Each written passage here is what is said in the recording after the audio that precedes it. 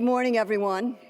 I am delighted to be with you all and welcome you to Day 2 of Deploy23.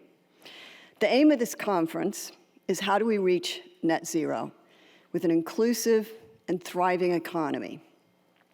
And as we've heard throughout this conference, this goal is achievable only with strong public-private partnerships across all sectors of clean tech innovations. This conference, which is co-hosted by the Department of Energy and Cleantech Leaders Climate Forum, demonstrates what can be accomplished through such public-private partnerships.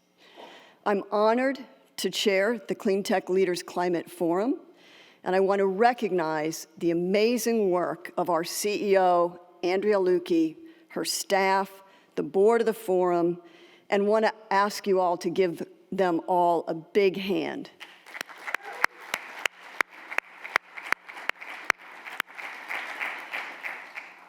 I also want to thank Jake Sussman and the board of Cleantech Leaders Roundtable, which has built a nationwide network of diverse, engaged clean tech leaders, many of whom are here with us today. In addition to the strong public and private partnerships, our net zero thriving economy goal requires leadership.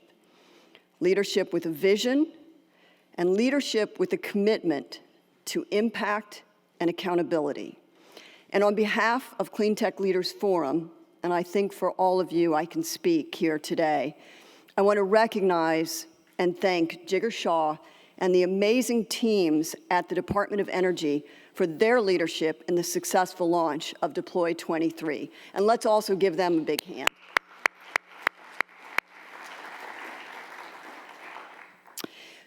For this morning's Spark comments, I want to talk about a critical element in achieving our goal of a net zero, inclusive, and thriving economy, and where each of us here today play a role.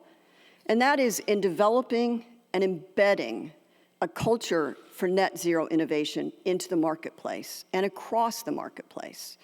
And what's the headline here? As we heard yesterday at the VPP session, as we dig into the details of what it means to make things work, one of the things that came out of that was that incrementalism doesn't work. We have to go big. And what does this mean? It's not just encouraging the disruptive new clean tech companies and the startup entrepreneurs. Legacy companies and institutions also must adjust, repurpose, realign their mission and their goals to coexist in a vibrant and integrated culture of innovation that is aimed at net zero greenhouse gas emissions. To succeed in our goal of net zero, it cannot and it won't be business as usual. As the CEO of ZUM shared yesterday, our largest mass transit system, our school buses, haven't changed in 80 years. As has often been reported, utilities today are operating in the same way they did more than 100 years ago. And as Jonah reminded us yesterday in his morning Spark Talk, change is no longer a decades-long process.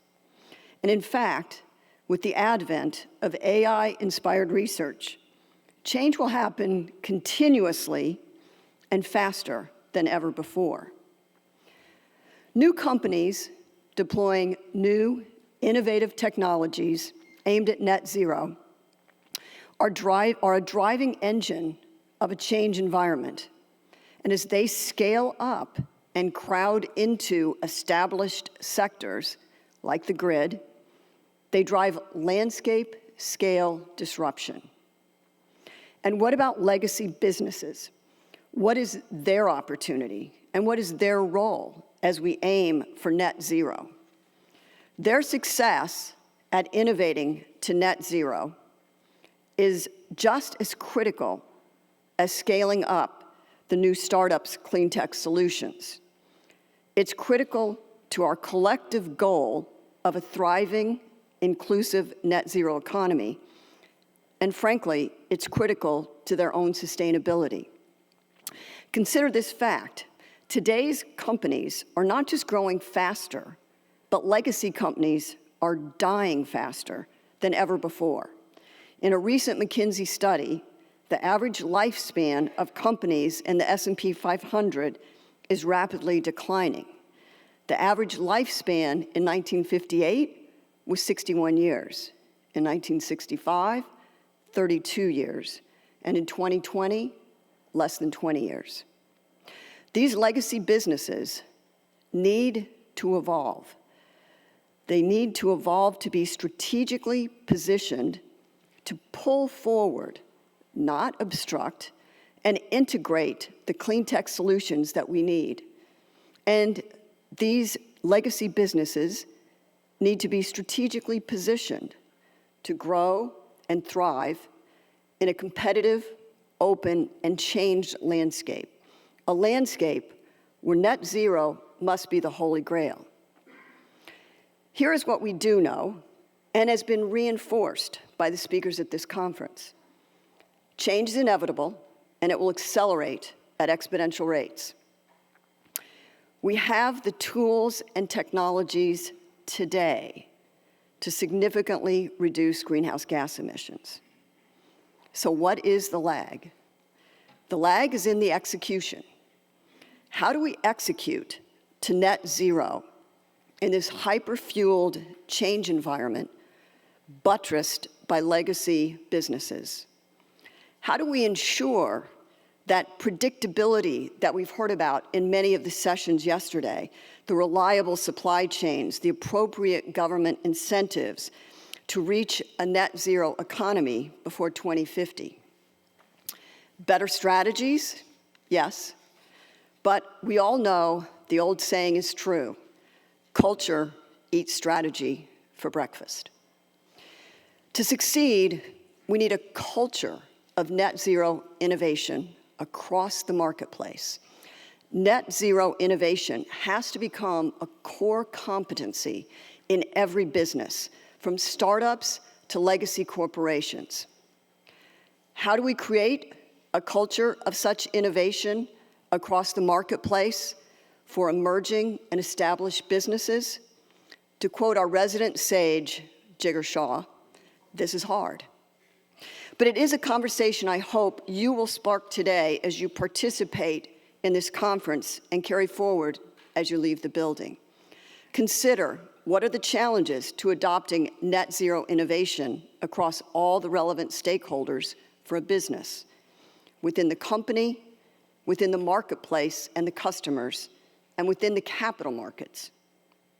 Consider what are the process and the tools for solutions that are designed for sustainability, designed for a solution-based and, very important, human-centric mindset, designed for managing the innovation of tomorrow, and, very important, designed for retiring the innovations of yesterday.